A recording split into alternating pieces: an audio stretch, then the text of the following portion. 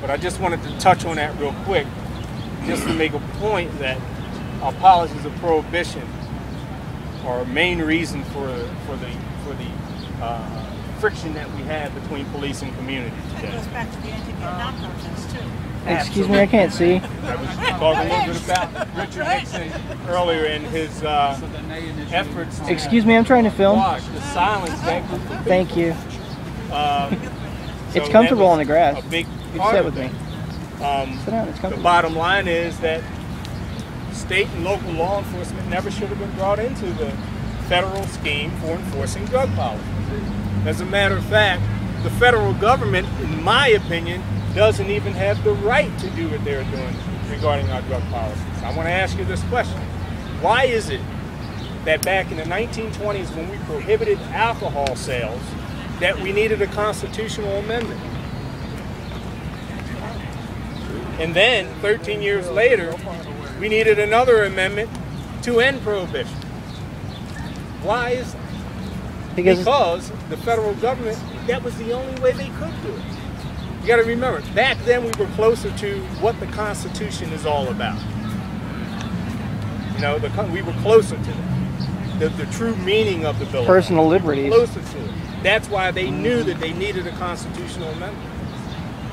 So how is it that we can prohibit drugs without a constitutional amendment?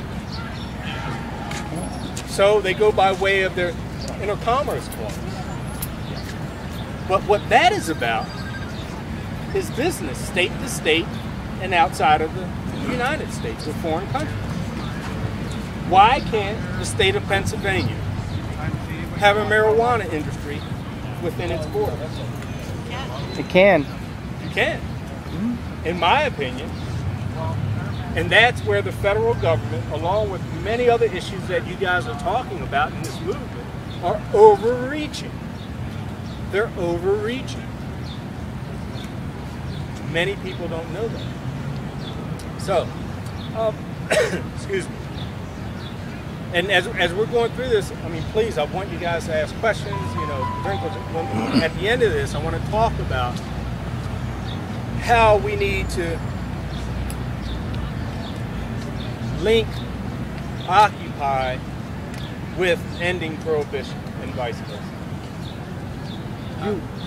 Before you go in that direction, I don't know if I missed it or not, but have you talked about the lobbying aspect?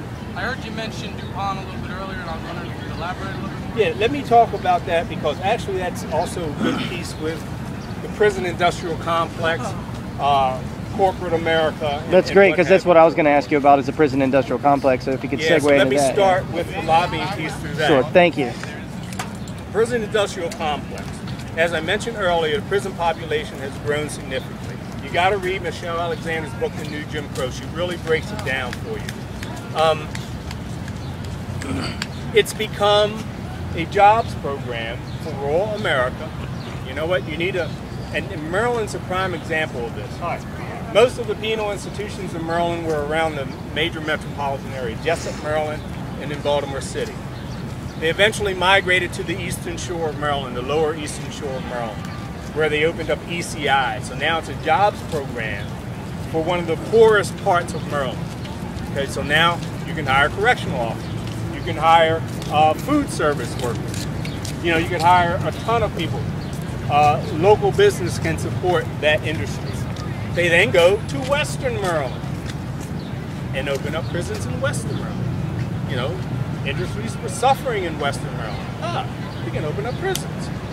Now it's a jobs program just like on the Eastern Shore. That's in every state across this country. And if they do it through a private prison company, they've got a guaranteed number of people in that prison, or the corporation walks. And that's next. So what she's talking about is Corrections Corporation of America, formerly known as Wackenhut. They have entered into the prison privatization business. So what's your name? Sally. What Sally was talking about is they've gone around state to state saying, hey, we will manage your prisoner population for you. We'll try to save you some money in the process. But the bottom line is you have to keep our prison, our facility, 90% full. What country is this, folks? It's Brezhnev's Russia, apparently. Not the one that I grew up in. Well, actually, course, we imprison more people than Russia, so All right, and communist China. communist China and Yep. the like. So prison privatization, now, they're on Wall Street. So you can, now let me get this right. If I got a little extra cash, which I don't, but if I did, I can buy stock in our prison population.